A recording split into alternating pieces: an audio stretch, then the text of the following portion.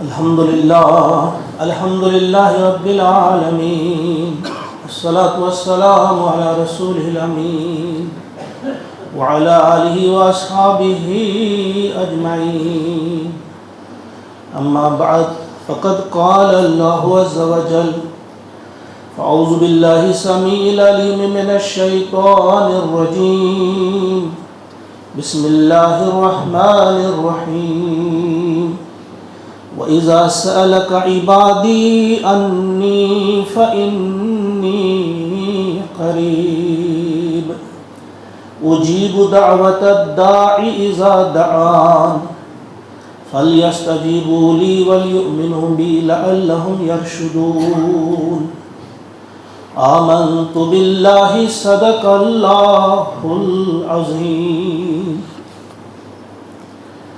رب اشرح لی صدری ویسر لی امری واحلل عقدۃ من لسانی یفقہوا قولی، رب زدنی علما، ربنا زدنا علما وحلما وفہما وَأَلْحِقْنَا بِالصَّالِحِينَ، رَبَّنَا تَقَبَّلْ مِنَّا إِنَّكَ أَنْتَ السَّمِيعُ الْعَلِيمُ۔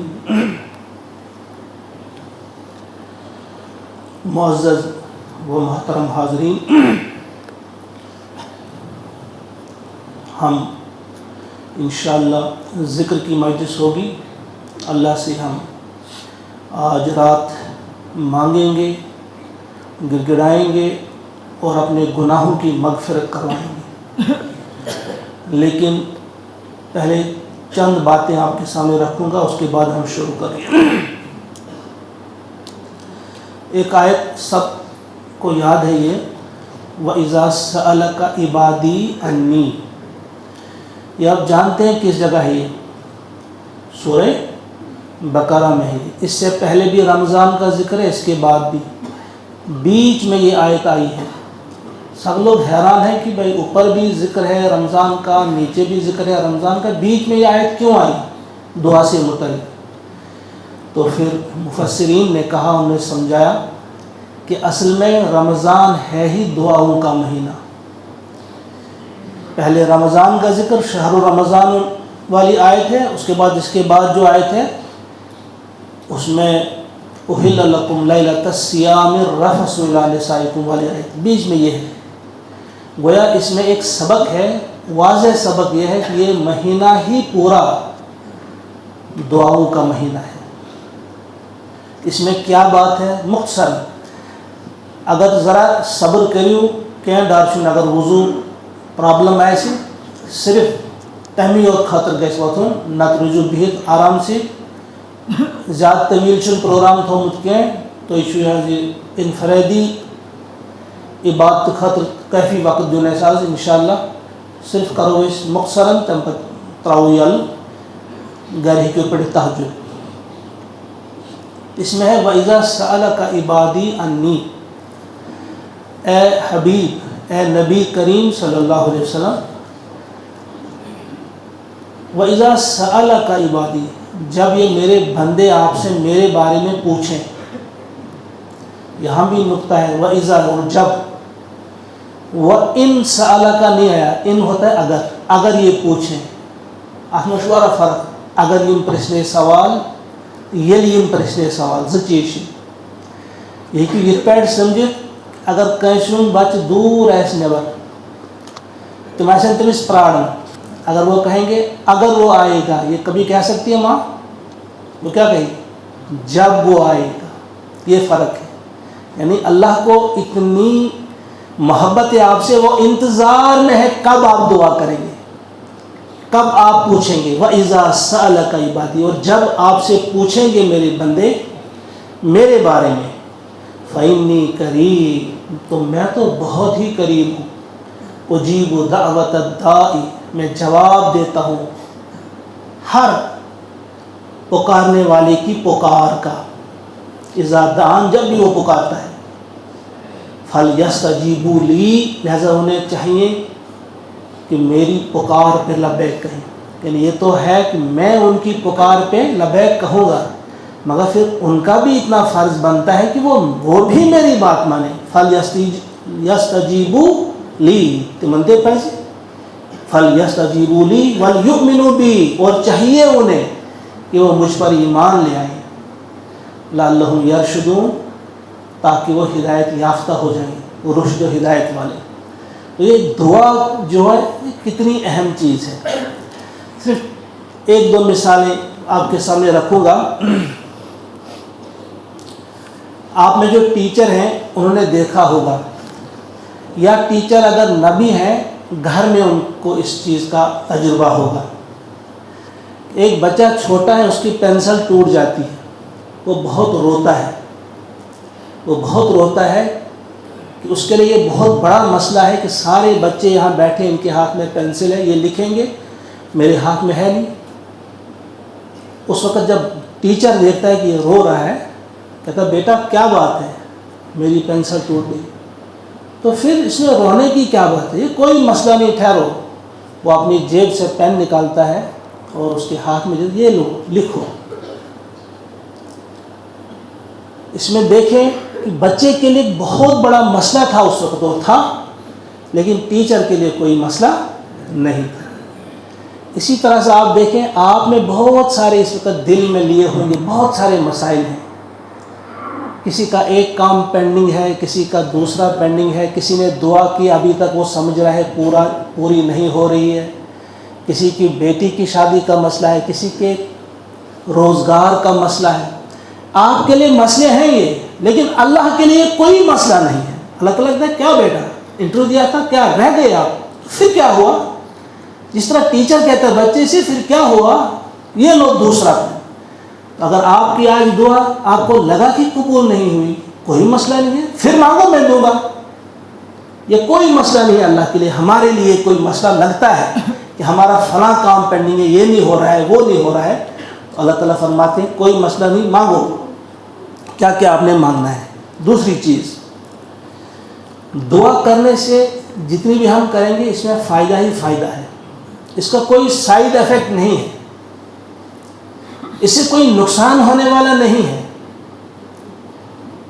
اور آپ جانتے ہیں جب آپ دعا کرتے ہیں یا تو فوراً وہی چیز ملتی ہے یا دیر سے ملتی ہے، یا پھر آپ کی کوئی زبردست قسم کی آفت ٹال دی جاتی ہے، کوئی بڑی مصیبت ہوتی ہے وہ اس کو ہٹا دیتا ہے اللہ تعالیٰ، یا پھر قیامت کے لیے وہ ریزرو رکھی جاتی ہے، اس کو دکھایا جاتا ہے. دیکھو جس کو دیکھ کر ہر شخص کہے گا کاش دنیا میں میری ایک دعا بھی قبول نہ ہوتی. جب اس خزانے کو دیکھے گا نا، تو اس میں ایک دو چیزیں ہیں. کسی کی دعا کب پوری ہو یہ اللہ جانتا ہے، کس کے حق میں بہتر ہے. ایک دعا کی حضرت موسیٰ علیہ السلام کی ماں نے چند گھنٹوں میں پوری ہو گئی. اس کا بچہ جو اس نے دریا میں اسے چھوڑا تھا صندوق میں بند کر کے، چند ہی گھنٹوں بعد اس کی گود میں آ گیا، فوری دعا قبول ہو گئی. ایک دعا کی حضرت یعقوب علیہ السلام نے، وہ پیغمبر، لیکن ان کی دعا ہماری نظر کے حساب سے ہم دیکھتے ہیں کہ وہ قبول کب ہوئی، چند سالوں کے بعد. کتنے سالوں کے بعد انہیں اپنا یوسف علیہ السلام واپس ملا. یہ اللہ کا اپنا فیصلہ ہے، کسے آپ جو مانگیں گے، کسے ابھی ملے، کسے کل ملے، کسے سال کے بعد ملے، کسے 10 سال کے بعد ملے. یہ اس چیز کو، دوسری چیز کو آپ یاد رکھو. حضرت زکریا علیہ السلام کی دعا سے ہمیں بڑا سبق ملتا ہے. زکریا علیہ السلام جب دیکھتے ہیں حضرت مریم علیہ السلام کے وہ پھل، ابھی چند دنوں ہم پہلے پڑھ رہے تھے، وہ ہنالک دعا زکریا ربہ، جب وہ پھل دیکھے، وہ دیکھ کر فوراً حضرت زکریا علیہ السلام نے دعا کی اپنے رب سے. کیا؟ ربی ہب لی من لدنک ذریۃ طیبہ، اے میرے رب مجھے اولاد دے، پاک اولاد دے، ذریۃ طیبہ انک سمیع الدعاء، تو بہت دعا سننے والا ہے. ایک یہ دعا ان کی. ایک اور دعا ہے ان کی، جو سورہ مریم میں آئی ہے، ربی انی وہن العظم منی، اے میرے رب میری ہڈیاں جو ہیں وہ بھی اب گل گئی ہیں، وہ بھوری ہو گئی ہیں، یہ گل سڑ گئی، ایک حساب سے گل گئی ہیں یہ، واشتعل الراس شیبا، اور میرا سر بھی اب بھڑک اٹھا ہے بڑھاپے سے، سفید بال ہو گئے ہیں، بڑھاپا ہے، ولم اکن بدعائک رب شقیا، لیکن اے میرے رب میری دعا کبھی، جب بھی میں نے تجھے پکارا میں نامراد نہیں ہوا، میں کبھی بھی محروم نہیں رہا۔ یہ دو دعائیں یاد کرو، اس میں ایک اہم سبق نقطہ میں آپ کو بتاؤں گا، سارے نقطے نہیں بتاؤں گا، اس میں بہت سارے نقطے ہیں۔ بڑھاپا ہوا یعنی بوڑھا ہو گیا ہے حضرت زکریا علیہ السلام، ہزاروں بار انہوں نے دعا مانگی ہوگی اولاد کے لیے، پوری نہیں ہوئی، لیکن کیا کہہ رہے ہیں؟ ایک تو انکا سمیع الدعاء، سمیع کسے کہتے ہیں؟ یعنی جو بہت زیادہ سننے والا ہو اور ہمیشہ سننے والا ہو، سمیع، بہت زیادہ سننے والا، ہمیشہ سننے والا، یعنی اب ہمیشہ سننے والے ہیں۔ اور دوسری چیز وَلَمْ أَكُمْ بِدُعَائِكَ رَبِّ شَقِيًّا، یہ ضرور یاد کرنا، ہمیشہ پڑھتے رہنا چاہیے کہ جب بھی میں نے تجھے پکارا تو نے کبھی بھی میری دعا کو رد نہیں کیا۔ حالانکہ بوڑھا ہو گیا، اولاد اسے نہیں ملی، لیکن اللہ سے کیا کہتا ہے کہ جب بھی میں نے تجھے پکارا تو نے مجھے محروم نہیں کیا۔ ہم کیا کہتے ہیں؟ اگر 10 بار ہم نے دعا مانگی ہوگی، ہم کہتے ہیں بوز نہیں سن پروردگار، میون چھن بوزن میں کہتے ہیں ہم سن بوزن میں کہتے ہیں۔ یہاں آپ کو اپنا جو ہے مائنڈ سیٹ، اپنی سوچ، اپنی فکر کو بدلنا ہے کہ اگر آپ کے اعتبار سے وہ چیز نہیں مل رہی آپ کو ابھی، لیکن ملے گی، ملو ان وہ نہ ملے، پھر بھی دعا کا کوئی سائیڈ ایفیکٹ نہیں، کوئی آپ کو نقصان نہیں ہوگا، کوئی پریشانی نہیں ہوگی، فائدہ ہی ہوگا، ایک اعتبار سے یا دوسرے اعتبار سے آپ کے لیے فائدہ ہی فائدہ اس میں۔ اب ایک اور چیز جو اس کو بتاؤں گا میں دعا شروع کرنے سے پہلے، ایک دعا سکھائی ہے اللہ تبارک و تعالیٰ نے حج کے بعد، جب حج مکمل ہوتا ہے اس کے بعد اللہ تعالیٰ فرماتے ہیں کہ یہ لوگ جو بیٹھتے ہیں مینا کے میدان میں بیٹھتے تھے، وہاں ایک قسم کا جلسہ کرتے تھے، فارغ ہو جاتے تھے حج سے، پھر وہ اپنے اپنے باپ دادا کی کہانیاں سناتے تھے، میرے باپ نے یہ کیا، میرے دادا نے یہ کیا، دوسرا کہتا میرے نے یہ کیا، میرے خاندان والوں نے یہ کیا، بہت زیادہ اپنی وہ تعریفیں کرتے تھے۔ اللہ تعالیٰ فرماتے ہیں کہ اب ایسا آپ نہیں کریں گے، اب آپ ذکر کریں گے مگر کس کا؟ اللہ کا ذکر کریں گے، اور کس طرح کریں گے؟ کَذِکْرِکُمْ آباءَکُمْ، جس طرح آپ اپنے باپ دادا کا ذکر کرتے ہو ایسا ہی ذکر اب آپ کرنا، او اشد ذکر، بلکہ اس سے بھی زیادہ ذکر اللہ کا کرنا۔ ان کی عادت کیا تھی؟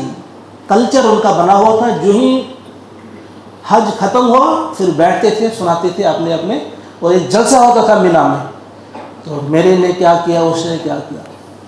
اگرچہ آج یہ کلچر نہیں ہے، آج بھی جب حج ختم ہوتا ہے، یہ صرف حج، یہاں تو حج کا مسئلہ ہے، لیکن ہاں اس کے علاوہ کسی بھی عبادت کو دیکھیں، ہماری نمازیں ختم ہوتی ہیں، ہم نے افطار کیا، ہم نے شب سے ابھی تراویح ختم ہوئی تو باہر بیٹھے، تو کیا ہم کرتے ہیں؟ اگر ہم اس طرح سے اب باپ دادا کا ذکر نہیں کرتے، لیکن ہمارے اندر کچھ اور اب کلچر آ گیا ہے، جو ہی نماز سے فارغ، جو ہی عبادت سے فارغ تو ہم بیٹھتے ہیں، پھر کیا کہتے ہیں؟ تو ہمیشہ ایپل فون زبردست چیز آ رہی ہے، مچھی اراد ہے نا، اما یہ LCD آ رہی ہے، تو ہمیشہ فلانی گاڑی، کیا ہم یہی کہتے ہیں نا؟ باپ دادا کا ذکر آج کل نہیں ہے، آج کا کلچر وہ نہیں ہے، بس آج کیا ہے کہ IPL ایسا، آج فلاں نے آج جیت لیا، آج فلاں کا میچ ہے، آج تو یہ ہم مس نہیں کریں گے، آج فلاں ہے، آج یہ ہے، میچ کی بات ہوگی، کسی اور چیز کی بات ہوگی۔ اللہ تعالیٰ فرماتے ہیں یہ ٹھیک نہیں ہے، تم کیا سمجھتے ہو؟ تم نے کوئی عبادت کی تو بس تمہارا کام ختم، حج سے فارغ ہوئے تو چلو گھر کی باتیں کرو، چلو میچ کی باتیں کرو، چلو کرکٹ کی باتیں، موبائل کی باتیں، فلاں باتیں آپ کرتے رہو، نہیں، اس کے بعد آپ کو زیادہ ذکر کرنا ہوتا ہے، او اشد ذکرا، اس سے بھی زیادہ ذکر آپ نے اللہ کا کرنا ہوتا ہے۔ تیسری بات جو میں اس وقت کہوں گا بس پھر ہم شروع کریں گے۔ تیسری بات یہ ہے کہ دعا جب کریں گے تو کون سی دعا کریں گے، کیسے کریں گے، اس سلسلے میں کچھ ہدایات ہمیں دی ہیں اللہ کے نبی صلی اللہ علیہ وسلم نے۔ آپ ایک مریض کی عیادت کے لیے گئے، مریض تھا، جب ان کے گھر گئے آپ نے دیکھا وہ بہت ہی کمزور ہوا ہے، وہ علیل ہے، بہت کمزور۔ اس کو دیکھ کر آپ کی نظر پہچان گئی، وہ نبی کی نظر تھی، وہ پہچان گئی۔ اس نے کہا بھائی تم نے کوئی دعا کی ہے اللہ سے؟ انہیں کہ ہاں میں نے دعا کی۔ کیا کیا؟ کہ میں نے اللہ سے کہا ہے کہ اگر آخرت میں میری مقدر میں عذاب ہے تو وہ عذاب مجھے یہیں دے دے، مجھے آخرت میں عذاب نہیں دینا، مجھے یہیں دے دے۔ حضور سخت پریشان ہو گئے، کہا وہ یہ کیا مانگا ہے تم نے؟ کیا تم یہ دعا نہیں کر سکتے تھے ربنا آتنا فی الدنیا حسنۃ وفی الآخرۃ حسنۃ وقنا عذاب النار۔ اے ہمارے رب تو مجھے دنیا میں حسنہ عطا کر اور آخرت میں بھی حسنہ، اور مجھے آخرت کے عذاب سے، آگ کے عذاب سے بچا۔ ایسے نہیں مانگ سکتے تھے۔ تو پھر انہوں نے ان کے لیے اس وقت وہ دعا کی اور وہ شفا یاب ہو گئی۔ گویا اس میں کیا سبق ہے؟ وہاں بھی حج کے بعد جو دعا سکھائی اللہ کے نبی نے صلی اللہ علیہ وسلم، تو وہ یہی دعا سکھائی کہ آپ کیا کہیں گے، ربنا آتنا فی الدنیا حسنہ۔ اور طواف کے دوران بھی وہ خاص مقامات جو ہیں وہاں کیا دعا کریں گے ہم، ربنا آتنا فی الدنیا۔ یہ انتہائی اہم دعا ہے۔ حضرت انس بن مالک رضی اللہ تعالیٰ عنہ فرماتے ہیں، انہوں نے اس کو روایت کیا کہ حضور نے ایسے ایسے فرمایا، اور ان کا اپنا کیا تھا طریقہ، جب بھی وہ زیادہ دعائیں کرتے تو ربنا آتنا والی دعا ضرور کرتے، اور جب کبھی صرف ایک دعا کرنا ہوتی انہیں تو وہ یہی دعا کرتے، ربنا آتنا فی الدنیا حسنہ۔ ایک آپ کا شاگرد آتا ہے، آپ کے ایک ساتھی کو لے کر کوئی پریشان حال تھا، اس نے کہا حضرت اس کے لیے دعا کر دیجیے۔ تو آپ نے دعا کی ربنا آتنا۔ اب وہ انتظار کرتے ہیں کچھ اور مانگیں گے، تو پھر وہ چلا گیا۔ تو پھر شاگرد نے اس کے چلے جانے کے بعد کہا حضرت میں نے لایا تھا اسے بڑی امید سے کہ آپ اس کے لیے دعا کریں گے۔ تو حضرت انس بن مالک رضی اللہ تعالیٰ عنہ بہت بڑے صحابی، انہوں نے کہا کہ میں نے کون سی چیز چھوڑی ہے، میں نے جہان بھر کی نعمتیں اس کے لیے مانگی ہیں، کہا مجھے بتاؤ اس سے باہر ہے کیا؟ وہ جو ربنا آتنا فی الدنیا حسنہ، یہ دعا جو ہے یہ انتہائی اہم ہے، ہمیں ضرور مانگنی چاہیے، خود بھی اوروں کو بھی اس کی تلقین کرنی چاہیے، کوشش کرنی چاہیے ہر جب بھی ہم کوئی عبادت کریں یا چلتے ہوئے بھی گاڑی میں ہم کہیں بھی ہیں، ربنا آتنا فی الدنیا حسنہ، اے ہمارے رب ہمیں دنیا میں بھی بھلائی عطا کر اور ہمیں آخرت میں بھی بھلائی عطا کر۔ اب ہم دعا کے لیے آتے ہیں، انشاءاللہ ہم ذکر کریں، ذکر کی مجلس اب ہوگی۔ اس میں ایک چیز آپ یاد رکھیں گے، ابھی جو میں نے اس سے تراویح سے پہلے بھی کہی تھی کہ اللہ سے معافی آپ نے مانگنی ہے، پہلے سب کو معاف کر دیا، پہلی چیز یہ ہے۔ دوسری چیز آپ نے یہ سوچنا ہے کہ کسی بندے کا اگر حق ہے، دیکھیے اللہ کا حق تو معاف ہو جائے گا انشاءاللہ آج، لیکن کسی بندے کا اگر کوئی حق ہے اس سلسلے میں آپ نے ہوشیار رہنا ہے۔ قرضہ ہے کسی کا، کسی کو آپ نے مارا ہے، کسی کو آپ نے تھوکا ہے، کسی کے آپ نے غیبت کی ہے، کسی سے آپ نے جھوٹ بولا ہے، یعنی جو اس قسم کی غلطیاں اگر آپ سے ہوئی ہیں، کسی سے بھی ہوئی ہیں، ہو سکتی ہیں مجھ سے، آپ سے، کسی سے بھی، وہ آج آپ نے یاد کرنا ہے، اور اس کے بعد اس بندے کے گھر جا کر اس سے معافی مانگنی ہے، اس سے معاف کروانا ہے، کیونکہ اب آپ کو آخرت کی زیادہ فکر ہے، یہاں کی زیادہ فکر نہیں ہے۔ یہ اس میں کوئی بے عزتی نہیں ہوتی، بلکہ یہاں سے ہی ہم شروع کرتے ہیں۔ پہلے میں ہی آپ سے معافی مانگتا ہوں یہیں سے، کہ کسی کے دل میں بھی کسی بھی قسم کا کوئی میری طرف سے، میری زبان سے، میری بات سے کسی کے دل کو ٹھیس پہنچی ہو، میرے کسی ایکشن سے کسی کے دل کو ٹھیس پہنچی ہو، یا کوئی نقصان کسی کا ہوا ہو، کسی بھی اعتبار سے، میں اس کے لیے آپ سے معافی چاہتا ہوں۔ اللہ تعالیٰ بھی معاف کرتا ہے، آپ بھی معاف کرتے ہیں، یہیں سے ہم شروع کرتے ہیں۔ تو ہر ایک اپنے اپنے لیول پہ اس کو سوچے، کیونکہ ہمیں آخرت زیادہ عزیز ہے، دنیا آخرت کے مقابلے میں کچھ بھی نہیں ہے۔ دل میں بٹھا لیجئے آپ کہ جب آپ یہاں سے جائیں گے اس وقت ہمیں پتہ چلے گا کہ یہ دنیا کیا تھی اور ہم کہاں آ رہے ہیں۔ 70 سالہ زندگی کے لیے ہم نے کیا کیا، اور جو 70 کروڑ سال بھی نہیں بلکہ اس کے بعد بھی ہمیشہ ہمیشہ والی زندگی کے لیے ہم نے کیا کیا ہم نے۔ یہ دوسری بات۔ اور تیسری بات یہ کہ نفاق کو دور کرنے کے لیے سورہ منافقون میں اللہ تعالیٰ نے فرمایا انفاق۔ نفاق اگر دور ہوتا ہے انفاق سے ہوتا ہے۔ نفاق کیا ہوتا ہے کہ دل میں کچھ زبان پہ کچھ، یعنی اللہ پر ایمان میں کوئی کمی ہو، فرشتوں کے ایمان پہ کوئی کمی ہو، یہ جو ہمارے بیٹھے ہیں لکھ رہے ہیں سچ مچ کی نہیں لکھ رہے ہیں اس پہ کوئی کمی ہو، کسی بھی قسم کی کوئی کمی ہو، اس سے نفاق پیدا ہوتا ہے۔ اس نفاق کا جو علاج بتایا ہے اللہ نے وہ کہا ہے انفاق۔ انفاق ہوتا ہے خرچ کرنا۔ خرچ کرنے میں کبھی آپ کو بخل نہیں کرنا چاہیے، جتنا آپ سے ہو سکے، جتنا آپ سے ہو سکے۔ ہم نے یہاں سے کئی بار کہا مسجد کے لیے آپ دیتے ہیں، یا دارالفرقان کے لیے آپ دیتے ہیں، یا درسگاہ کے لیے آپ دیتے ہیں، یا ابھی یہ جو ہلال مانی صاحب کہتے ہیں اس کے لیے آپ نے دیا، یا اس کے علاوہ آپ اپنے لیول پہ کسی غریب کو، کسی یتیم کو، کسی مسکین کو دیتے ہیں، اس سے بہت زیادہ اثر پڑتا ہے ہمارے دلوں پر۔ اللہ تعالیٰ اس کو بہت زیادہ قبول فرماتے ہیں، کیونکہ یہ پسندیدہ چیز ہوتی ہے۔ جب یہ انسان نکالتا ہے کچھ ہوتا ہے دل میں، تو اس وقت اللہ تعالیٰ کو وہ ادا بڑی پسند آتی ہے۔ لہٰذا اس سلسلے میں آپ دھیان رکھیے، جو بھی ان جگہوں پہ ابھی خرچ نہیں کر رہا ہے کسی بھی جگہ پہ، وہ سم کارڈ ہم نے یہاں سے شروع کیے تھے، ابھی بہت سارے باقی ہیں، وہ بھی لگانے چاہیے۔ اس میں کوئی تاخیر نہیں کرنی چاہیے۔ اسی وقت آپ ارادہ کریں کہ ہم اللہ کی راہ میں دیں گے۔ اس کا کیا فائدہ ہے؟ گویا آپ جب سم کارڈ لگاتے ہیں کہ چلو جی درسگاہ کے لیے اتنا، مدرسہ کے لیے اتنا، مسجد کے لیے اتنا، اگر کل بھی آپ میں کسی کی موت ہو جاتی ہے لیکن اجر آپ کو ملے گا لاکھوں کروڑوں برس کا۔ کیوں؟ کیونکہ آپ نے نیت کی ہے جب تک میں زندہ رہوں گا یہ چلتا رہے گا۔ جو آپ نے فارم فل کیا اب آپ کا کٹتا ہے، خود سے کٹ رہا ہے، ہر مہینے کٹ رہا ہے، لیکن اگر کل ہی کسی کی موت ہو جاتی ہے آپ کو اجر صرف ایک اس قسط کا نہیں ملے گا، آپ کو اجر ملے گا پوری جب تک یہ کائنات رہے گی، کیونکہ آپ نے رکھا ہی اس لیے کہ جب تک میں رہوں گا، لائف لانگ۔ تو اللہ تعالیٰ ہمیں توفیق عطا فرمائے۔ یہ نیت کیجیے آپ خلوص نیت کے ساتھ، انتہائی پاکیزگی، دل کی پاکیزگی کے ساتھ۔